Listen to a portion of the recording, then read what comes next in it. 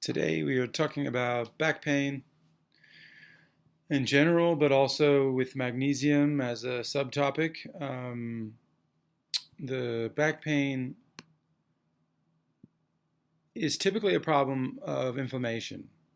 Um, and so there's a structural thing there too. We can have deficiencies which are contributing to that loss of integrity in that structure. Deficiencies of magnesium, which are encoded in all of the structure, like a lattice, almost like a crystalline lattice that allows for a better electricity, a better conduction, a better distributed executive, meaning better antimicrobial. That's what magnesium does as a molecule. All of these type of features are well spread instead of just having police officers and macrophage as your only line of defense. You have your defense built into everything, including the structure. But also, more importantly, for flexibility, the flexibility of that structure is going to allow for the muscles to be much more. I mean, kind of imagine like, an iron cable and then you attach like rubber band to it, to give it a little more balance or whatever. So this is the magnesium's effect. And that's allowing for, that changes it. It's the game changer. It's the game changer in inflammation and in every other thing that causes back pain. Now, back pain is also a blood thing, just like all of these types of circulatory problems. The blood, that's why like ibuprofen or something is going to help because it's going to thin the blood. Now, what's the best known, one of the best known blood thinners, natural blood thinners, is magnesium. So that's well known, but without the negative side effects. So magnesium can does help the blood. I mean, this is famous study that they did for diabetes, and how it removes the platelet capacity, like allowing to the overproduction of platelets to where the blood is not so sticky. It allows it to flow in a smoother way. It thins it out naturally, and that's going to help with the pain. So you don't want your blood to be too sticky, too sugary, without enough minerals or anything, because then it throws off the balance. It's all about homeostasis in the body. And so magnesium is the key, not only to homeostasis in the blood, but also at the cellular level. So also calcium deposits and calcium in all the muscles and everything. Magnesium is kind of the antithesis, not antithesis to calcium. They work together. It's kind of like your teeth. Your teeth are calcium and magnesium, but the magnesium makes them flexible and the calcium makes them strong. So they work together. It's like masculine, feminine, passive, active, soft, hard, whatever you want to call that. But so that high quality magnesium in high quantity taken daily, but through the skin to where it's a safe way to take it without triggering anything in the kidneys, without creating insufficiency of the kidney function over time, which is hard to see and detect sometimes if it's not outright. But in a society where we pretty much are all hooked on coffee, you can tell that the kidneys are not working in their normal capacity. Because if they were, we wouldn't need coffee, right?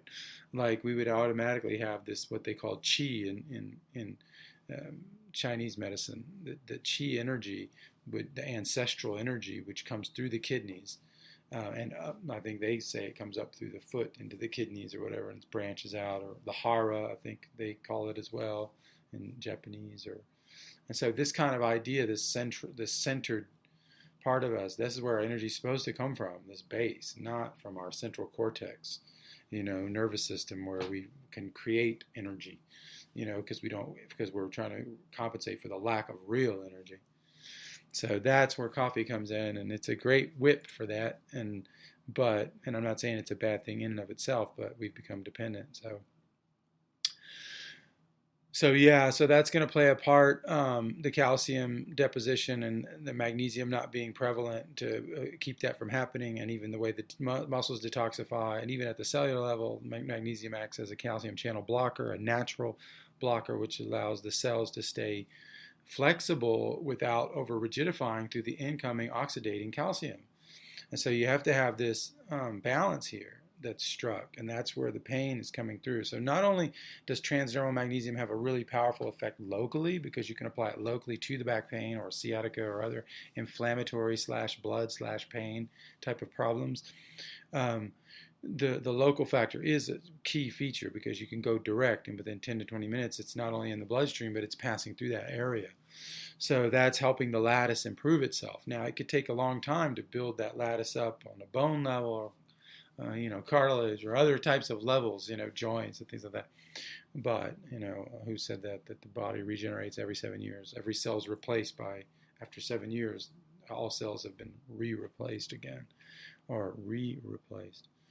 Um, so that's an easy trick for back pain, is to use this daily. Now, we used to go to these mineral-rich waters, Greek and Roman times, and even in France, the thalassotherapy is still administered by the medical system for different types of pains, rheumatism, back pain, and lung issues, and even skin issues. So this can all come back too. And this is all magnesium specific, because these waters are rich in magnesium, most of them.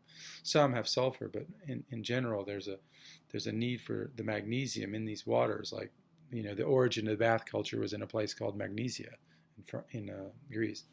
So we're just coming back to these traditions, and we're realizing we can't just overcome them through magic and technology. We have to understand the deficiencies in the soil and how hard it is to extract magnesium, even from our foods, even if we're in good shape, but especially with age. But even in good shape, it's still hard to extract all that. So we use the organ of the skin, which is ubiquitous, which is primordial, and which can distribute, and you can dose up much more than you can internally because of the ubiquitous nature of the skin, how much of it there is.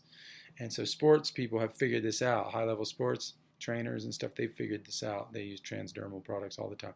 But I would recommend going with the right stuff, because if you get the wrong stuff, you're not getting the full spectrum. You're going to get just the magnesium deficiency covered, but you're missing all the chelation powers and the uptake powers that magnesium has with all of these enzymes, through the fact that it's non-refined, non-solvent extracted, non-chemically treated, and non-diluted. So that's hard to find. And so that's what we're offering you at theheartoftradition.com. The blue glass bottles, so it's in glass bottles, no endocrine disruptors, the real deal. More expensive than the cheap plastic imports that say the word Zechstein on them. They say genuine Zechstein or ancient or Permian or whatever they say. But if they don't have the Zechstein Inside logo, it's not coming from the city of Vendam, which is where this original source is, and only source. So get the right stuff. Come to heartoftradition.com and start today. Come see us. And there's a lot more free health tips and podcasts and everything over there. So be safe, and hope to see you next time. Bye.